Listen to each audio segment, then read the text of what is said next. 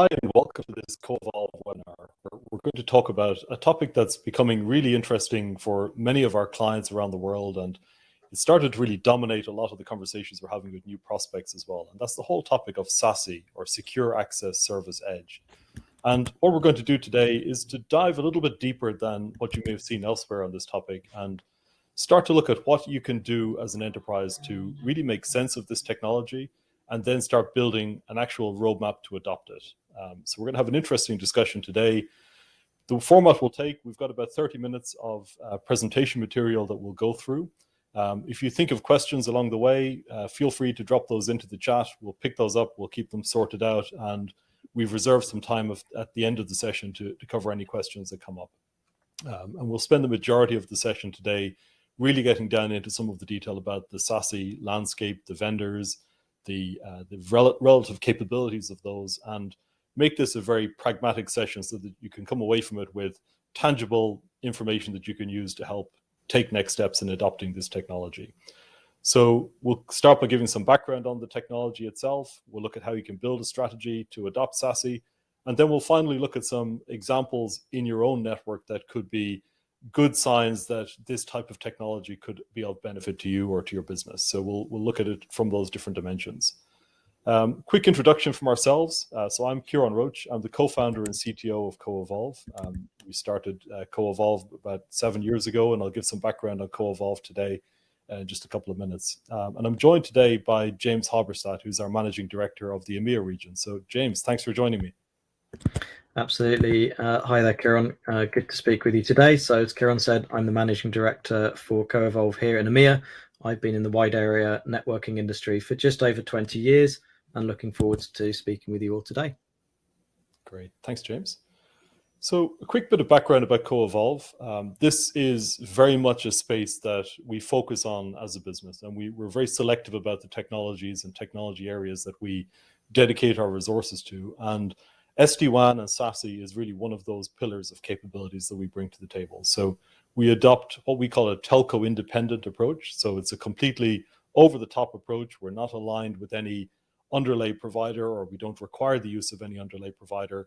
We use a very broad variety of those providers, close to 500 of them in our solutions today across 80 countries for our clients.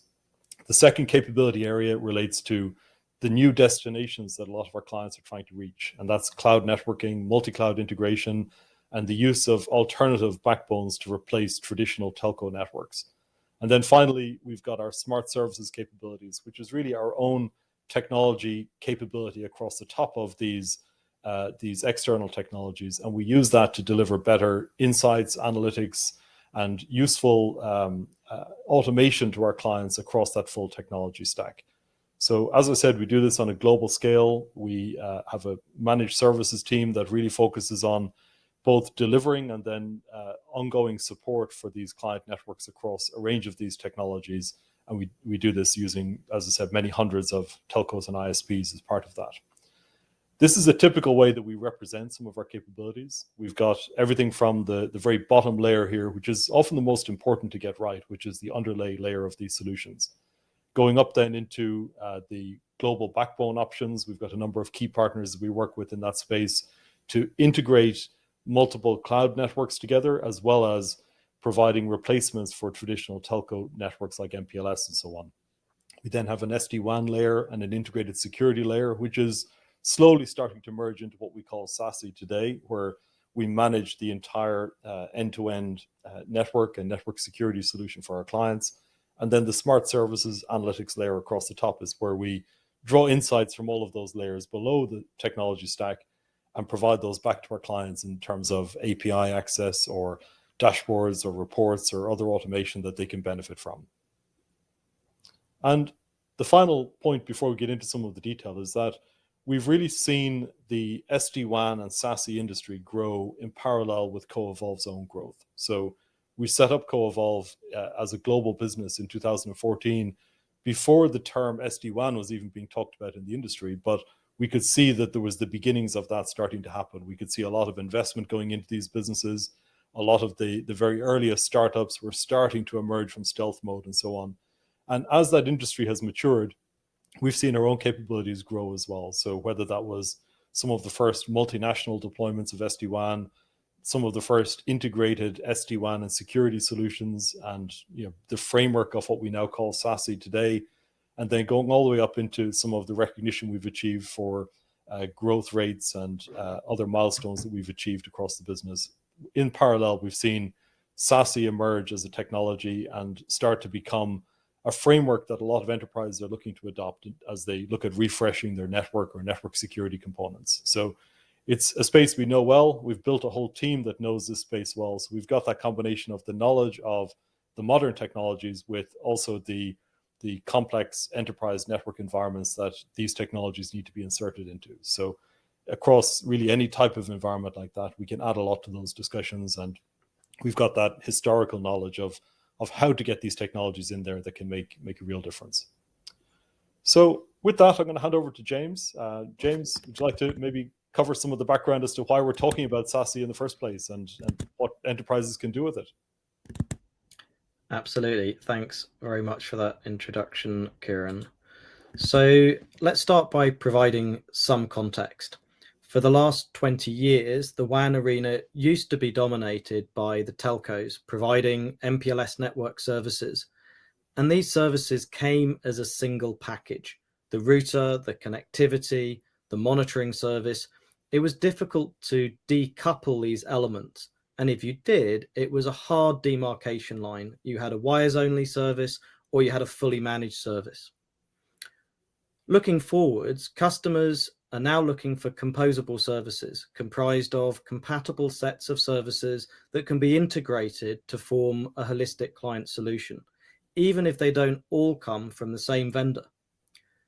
Coupled, of course, with an insatiable demand for cloud-based delivery and consumption models, there is an opportunity to rethink the component parts of the WAN and to include security, which for so long has been considered separately. Gartner, one of the key analysts in our industry, of course, have broken down these service elements to illustrate the wider trend that includes both SD-WAN and SASE, the decoupling of the underlay and the overlay network, the benefits of co-management, so not simply wires only or fully managed on the other side, and as we said, the introduction of integrated security, that's SASE or Zero Trust Edge, bringing together both the network and security policies in the network architecture. The traditional security perimeter was built with the premise that everything that needed securing lived within the walls of the enterprise, be it applications in an on-premise data center or the users consuming those applications sat at branch offices. The continued drive to cloud application consumption, be it for SaaS applications like Workday or Office 365 or IaaS resources in the hyperscalers, leaves many organizations with vital parts, if not the majority, of their secure data now residing outside of the network perimeter. By the same token, and I think accelerated immensely by the pandemic, the users are now equally distributed as they work from home, they work from a coffee shop, in fact, anywhere but the office currently, as many offices still remain closed around the world. Now, whilst no doubt we will see offices open up this year, we will not see office numbers return to those pre-pandemic levels. So this leaves us with a challenge. How are we to secure our data and our users without hairpinning that traffic unnecessarily back through the data center in order to secure it through the firewalls and IDS services that we have in place? We need to be able to apply security services to network traffic in transit and in line. We must remember first and foremost that SASE is an architecture and it's not a technology. It's made up of feature sets that can be deployed at the branch or increasingly in the cloud. And as we see these features move to the cloud, they can naturally converge onto a single infrastructure for data plane, control plane, and of course, management and orchestration. And this is advantageous. A decision to use a particular underlay link may be driven by an SD-WAN policy, such as looking at the link health, the latency, packet loss on that line, or it could be restricted by a security policy. Moving away from on-premise hardware also frees up the consumption model to flex with the business need. I'm sure many of you remember the days and the particular day that the lockdown was introduced in your individual country, and the concern over whether your physical RAS, your remote access service, would be able to take the load, be it from the hardware or the license agreements available. If you have a cloud subscription that can be turned up or down at short notice, those capacity concerns and financial concerns over buying additional hardware just in case start to go away. The vision of a converged SASE architecture once again though raises a question. Are these network and security components to create a complete SASE architecture available from a single vendor, or do you need to compromise in how you choose the vendors going forwards? Well, the provider landscape is dominated by players that come at this topic from their original competencies, be it network-centric heritage or firewall-centric, in order to create a SASE offering. Initially, this could be viewed as a network vendor trying to be a firewall vendor, or a firewall vendor trying to be a network vendor, in order to appear as that complete SASE offering. There's also the emergence of cloud native players, pure play SASE or zero trust providers that need to earn their stripes and reputation in both camps, as they have no historical experience and customer base in either networking or security, as they're relatively new to the market. And finally, on the bottom right, we have the cloud-based security providers like Zscaler, but also Cloudflare, for example, that while more dominant in the DDoS and CDN space, has a vast number of remote nodes around the world that can be leveraged for cloud security services. All vendors are moving quickly in response to this fast-growing market. 5+ years ago, arguably Zscaler was the only enterprise cloud-based secure web gateway in town. But now we see the SD-WAN vendors, once again perhaps urged on by the pandemic demand, rushing to release their cloud web gateway and SASE offerings. VMware and Versa are two examples. But are they fully feature functional? Do they have the global coverage of gateways or the single pass processing capability to meet demand? Questions at this point that remain unanswered. So with that in mind, as this converged architecture is new, what is the best approach for an enterprise to take to evaluate the various options available in the market? Well, let's look at two distinct approaches. One is best of breed. If we look at the left-hand side, this a la carte approach provides confidence in vendors' core features based on their heritage and pedigree and their experience by using vendor integration through APIs and automation to integrate the services you need into your WAN. So this could be, for example, service chaining a checkpoint firewall with your VMware SD-WAN, or integrating the VMware SD-WAN service with a cloud security vendor like Zscaler that you use and trust. In this instance, you gain the confidence of the trusted brands in each area. However, it does require knowledge and experience on how to integrate and manage these services together. The value of being able to swap out component parts of the architecture is also attractive from a future-proofing perspective based on a changing vendor landscape. An alternative approach on the right-hand side, such as from Cato Networks, provides all features in a single pure-play platform. SD-WAN for the branch, secure remote access for your remote users, and zero trust in a secure web gateway cloud environment. You gain the benefit of a single pane of glass for management and operations. However, you may need to sacrifice on some features, and you are putting many services with one vendor, which locks you in more tightly to their roadmap, requiring more diligence and requirements analysis before committing to a long-term contract. Both of these options are valid depending on your business requirements and your current operating landscape. As I said, though, the market is moving very quickly, be it through acquisitions. Palo Alto, a traditional firewall vendor, bought CloudGenix, for example, to gain that SD-WAN expertise. And also looking at partnerships. VMware has a close partnership with Menlo Security, which has accelerated its own cloud-based secure web gateway offering. The feature sets and capability of these cloud-based software-defined offerings are moving on leaps and bounds from one release to the next. Comparing features and platforms becomes very difficult at any single point in time. Remember that security is more than just SASE. Integration with NDR services, so network detection response services, or SIEM services to ensure compliance remains critical.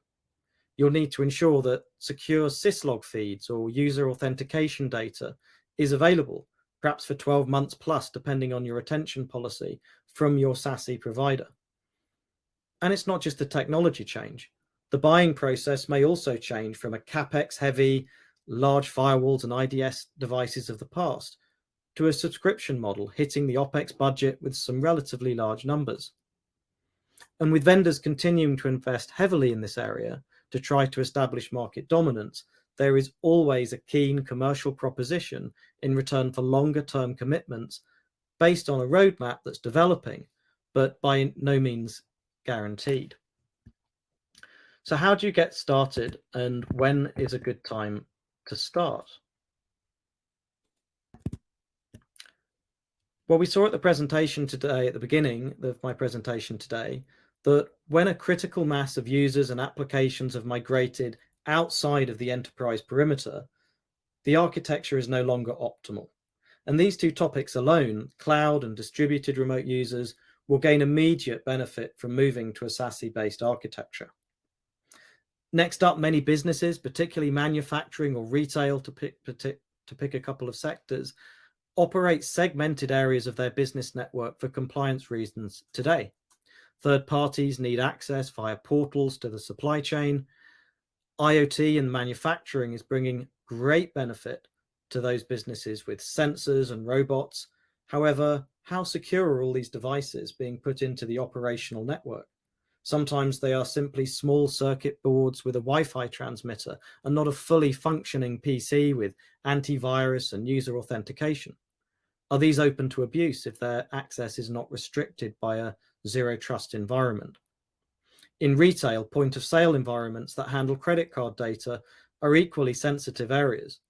You may remember back in 2013 an attack on Target, a large US retail organization, where lateral movement of the hacker's code made its way over many months to the tills and was able to scrape and exfiltrate credit card data.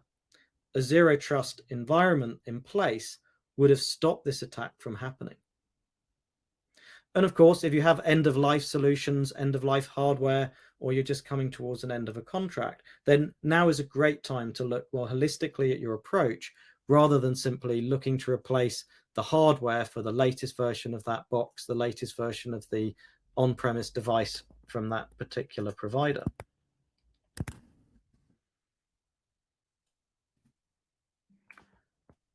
While we have new acronyms, we love our acronyms in this industry, such as SASE and Zero Trust Edge to describe this converged security and network architecture. Many of the components do have comparable existing solutions to help you define your requirements and your business requirements moving forwards. Not many of the features are brand new. They're simply being integrated and delivered through a cloud-based architecture. Understanding clearly how you consume these services today and the benefits of moving to their SASE equivalent need to be carefully evaluated. There may be reasons, for example, why in some instances you need security to remain on-premise for compliance or health and safety reasons, or perhaps latency requirements for some of the real-time applications. You may need to consider upgrades of existing components in your IT architecture, authentication providers and authentication mechanisms, for example, that need to integrate with the new SASE services coming into play. We're all looking forward to what a SASE 2.0 solution could look like as these services continue to mature quickly. And it's also likely that more partnerships and acquisitions will make their mark on the vendor landscape as the market consolidates. assessing the detail of the vendor features available and also their global coverage is important. Do you have locations that are perhaps further afield geographically in Russia or China where different policies and restrictions apply? How are these handled by the cloud SASE provider? Interoperability of features and open standards remains a really key feature for me. Being able potentially to swap out a component when the contract expires could be very valuable in the future. So it's clear the WAN architecture must change. However, there is a lot to navigate when making decisions on the best way forward for your business. So in a moment, Ciaran, I'll pass back over to you so that you can help explain how Coevolve can help. But just before I do hand back, just a quick reminder that we will have time at the end for some questions. So please do send them over in the chat as you think of them, and we'll try to get through them, or as many as we can, before the end of the session. Ciaran, back over to you. Great. Thank you so much, James. I think that gives a really pragmatic view of this industry that shows beyond the hype what enterprises could really benefit from. So, really appreciate you going through some of those details.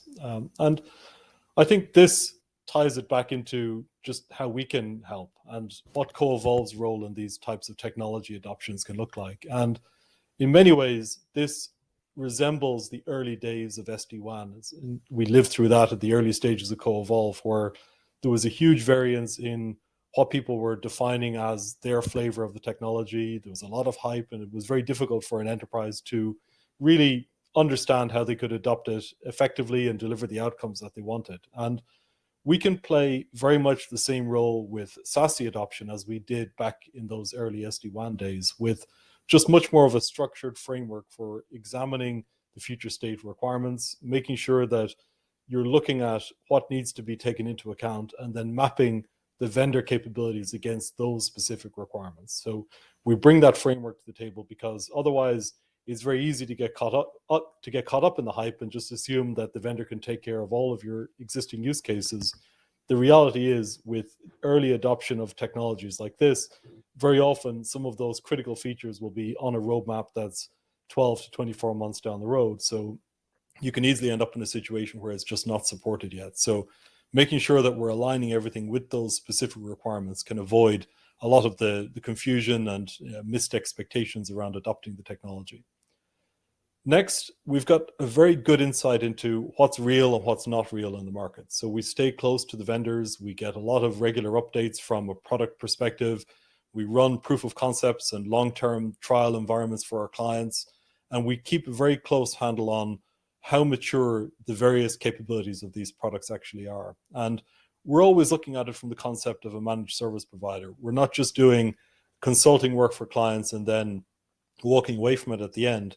We actually have to live with the recommendations that we make and the roadmaps that we set out for our clients, because we're typically managing or co-managing that environment for the client on an ongoing basis. And I think that adds an extra level of diligence to the process to make sure that we're really looking carefully at what is actually going to work and how well does it fit the requirements that the client has articulated, as opposed to just assuming that it'll get there in the end.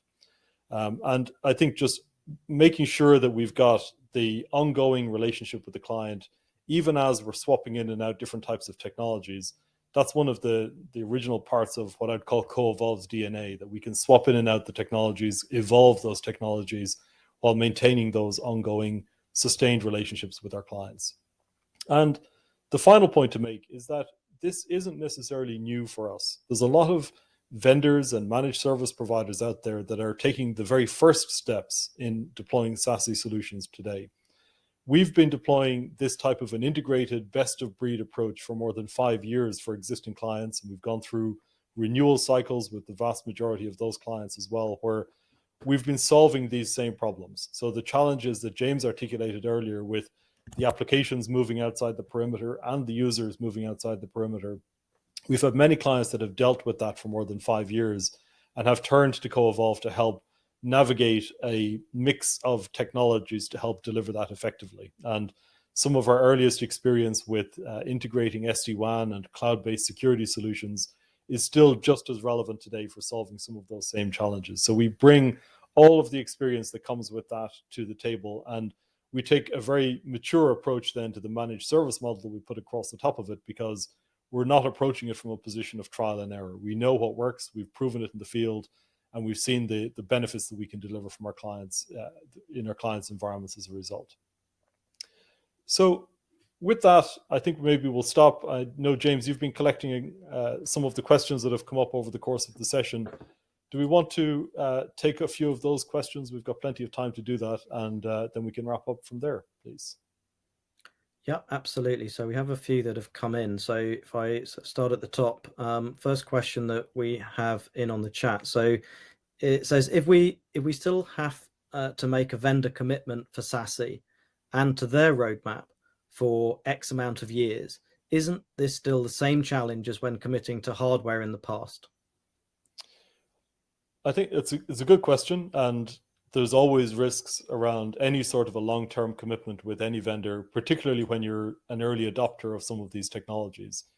I think the key difference is that there's a very significant move towards a subscription-based model for these technologies, and that can often extend all the way down to the hardware that's used to connect the individual office locations into the network. So you've often got the ability to make changes to hardware platforms and the technology layer itself over the course of a multi-year contract in a way that you can't do if you've made a significant investment in a piece of hardware. That piece of hardware has a known compute power, known set of memory and storage and so on.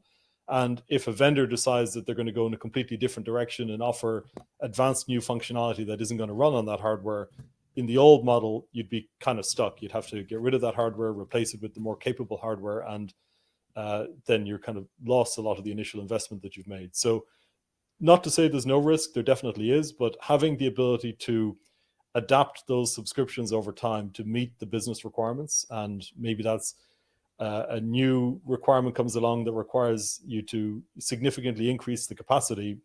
Most vendors offer a mechanism to just swap out the necessary components of that subscription. They'll replace the hardware with higher spec hardware if needed, for example. But yeah, we still do advise making sure that you've got a very clear idea of what you're getting yourself into, and making sure that the solution is going to support the known requirements that you can see. There's always going to be ones that you won't be able to predict, but at least the known ones are taken into account from the very beginning. Yeah, thank you. I think I'd agree with that. That subscription model being quite key. You're not always committing to hardware to do the processing on site if it's a lot of that processing is being done in the cloud. And if you can, then of course change those subscriptions. If you've just signed up to a 1 year or whatever the commitment is, you may be able to make changes much more easily than if you've bought a piece of hardware that's on your books for 3 years, 5 years, whatever the CapEx rules are within your business. So very true. If we move to the second question, it says, you referenced a number of vendors today. However, what role do you see the hyperscalers playing in this space? So an interesting question. We often see them popping up in lots of industries. So what role do we see them playing in the SASE space, Ciaran? Yeah, that's it's a tricky one, because they obviously they've got such great name recognition that they pop up in all kinds of conversations, and this is definitely one of them. And I had a discussion with a prospect late last year where I used the analogy that some of the hyperscaler product sets are a bit like the huge box of Lego. You've got all the different, every possible module you could ever want, but you don't necessarily have all of the instructions there to know how to turn it into exactly what you want it to be. You can only have reference architectures for their version of it, or some kind of guidance like that. But it can take a lot of work to get those products to be where you really want them to be. And if you break down some of the core concepts of SASE around providing the zero trust network access and providing support for remote users outside the network perimeter, there absolutely are some of those key capabilities inside the hyperscalers' product portfolios, but it requires typically a layer across the top of that to choose the right pieces, integrate them together in the right way, and then keep them running effectively for that enterprise on an ongoing basis. So we've seen this in the SD-WAN space before, where you can deploy, for example, things like Azure Virtual WAN or the Amazon equivalent of those products, where you can leverage the backbone, the very extensive global backbones of these hyperscalers, but it typically requires a level of capability, a knowledge of how those products really fit together across the top to be able to get the most out of it. So we do see a role for them, but they're not necessarily the fully formed, off-the-shelf, packaged role in the same way that some of these SASE offerings that are coming from, whether it's the pure play vendors or the evolved versions of some of the network or security vendors, because they've really focused on making it just much more accessible for the enterprise, whereas the hyperscalers are, opening it up to any and all possibilities and helping you choose the exact components that you want. So it's a very different mindset, I see, to how you adopt the technology. Yeah, no, absolutely. They've obviously, as you said, they have lots of the components and obviously a lot of security offerings within their tool set, but actually being able to apply all of that holistically needs a lot of analysis and a lot of work. Okay, we have just one more question at the moment. We'll keep an eye out for any more. So if you have any more questions, please do put them in the chat. Final question I have at the moment is, how do I start? Do I have to make a full move to SD-WAN and SASE all in one go, or is there a recommended approach? Right, and this is probably the most common question that we get asked from prospects that we're working with that are interested in some of the concepts, but it can seem like just quite a daunting task to take on the whole lot of it. And the short answer is that we've had many successful examples of clients that have done pretty much everything across the spectrum of options here. So we've got clients where they're not ready to replace their network component yet because they've still got 18 months left on a contract or something like that, but they've got a bunch of firewalls that are in the wrong place because they're not in the path between the users and the applications anymore, and they don't want to backhaul all the traffic into the network and back out again. They're also reaching end of life maybe on some of that hardware. So we've started using SASE type concepts with clients like that, where we've kept the network as is for a while and then slowly started to integrate some of the security related components. So you steer the traffic away from those on-premises firewalls into a cloud-based service, and you can do that with agents on the client devices themselves, or tunnel-based integration, or any number of different ways to do that. And then later on down the road, we've looked at a refresh of the WAN layer with technologies like SD-WAN. We've also had clients that have gone the other way around. We've had clients that were ready and very eager to get away from a high-cost traditional wide area network. We've deployed SD-WAN, we've used high-speed broadband and so on to help deliver better performance outcomes, but used things like service chaining to leverage existing firewalls because they still wanted to get more value out of those assets that they purchased, or there was some concentration of users in certain offices where it still made sense to have that flow through those on-premises devices as opposed to using it all through a cloud-based service. But then over time, they can migrate to a mixture of the two as the user patterns change and as the lifespan of those security investments start to reach its end. So we can help across any number of ways, and I think that's one of the real benefits that we bring to the table, is that we're not assuming a greenfield environment where you can have everything you need all in one go. You can have it much more piecemeal if that's the right choice in your particular environment. So we've got experience across all of those different flavors, I would say. Brilliant. Okay, and that's useful. I got one more question for you, if I may. What are the business outcomes that people are achieving through SASE? So is this about making the network more secure? Is it about making it easier to manage? Or do I get better performance? Or is it about reducing cost? I think I'd probably say all of those, but exactly. Yeah. What would you say is the main reason, I guess, or at least the best and the main business outcome that people are achieving from moving through to a SASE architecture? So one of the recurring themes we've heard from talking to enterprises as they've gone through the kind of emergency changes they made at the beginning of the pandemic to get users up and running and be productive, and then that went from being just a few weeks to a few months to now a couple of years, is there's a lot of concern in enterprises that went down that path with traditional network architectures that they've got too many points of vulnerability on the network. And I think the threat mitigation piece of this and the ability to have a far narrower threat footprint, in that you're not just opening up remote access tunnels where the user can access every single resource on the network, but you're examining their identity and you're granting them access to only specific applications. I think there's a lot of interest in that as a business outcome, that the IT team can go to the CFO or the CEO and say, here is a tangible benefit we're going to get by going down this path, in that we're going to move from having 5,000 different vulnerable endpoints out there because every one of our employees is working from home and is sitting on an IPsec VPN connection, to one where we're giving them just the minimum level of access that they want.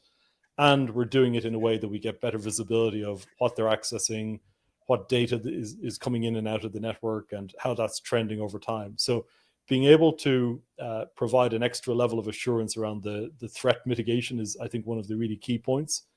The second is probably performance. And you talked about it earlier in your presentation, this whole idea of hairpinning traffic back into a data center and then back out again.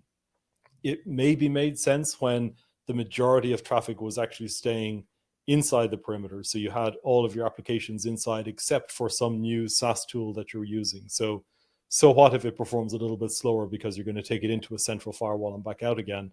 That's really changed. And again, I think the pandemic accelerated a lot of that, where people use that as an opportunity to get rid of some of the last on-premises applications. And we see typically 90% plus traffic in enterprise networks today is not destined for something inside the perimeter, it's destined for a SaaS service or something that's been spun up in AWS or Azure, for example. So it is typically going to deliver a far better performance outcome if you're using a network that's purpose-built for that and is treating that type of traffic flow, remote users sitting at home connecting to a SaaS application, as a primary use case, not an edge case that you can still just about support, but it's not really designed for it. So moving to something where the network is really built for something that's become the dominant use case is, I think, a really great outcome that a lot of enterprises can see from adopting this technology and this architecture.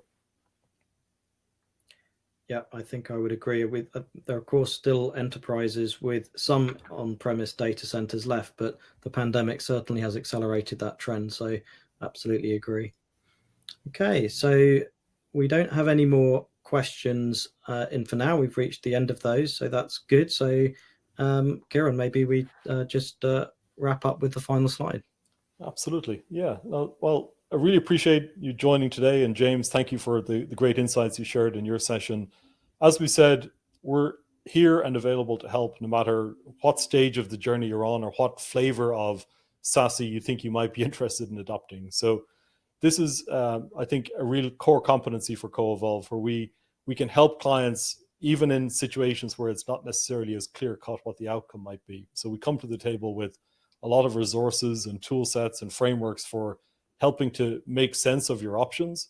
We run regular workshops with clients to help look at the technology landscape, the market options, the vendors, and help align their requirements with what those potential outcomes might look like. And we've got a lot of great examples of case studies and references where we've done this. We've been in this space for more than 5 years in terms of integrated network and security solutions. So we've got a lot of great experiences come to the table from there.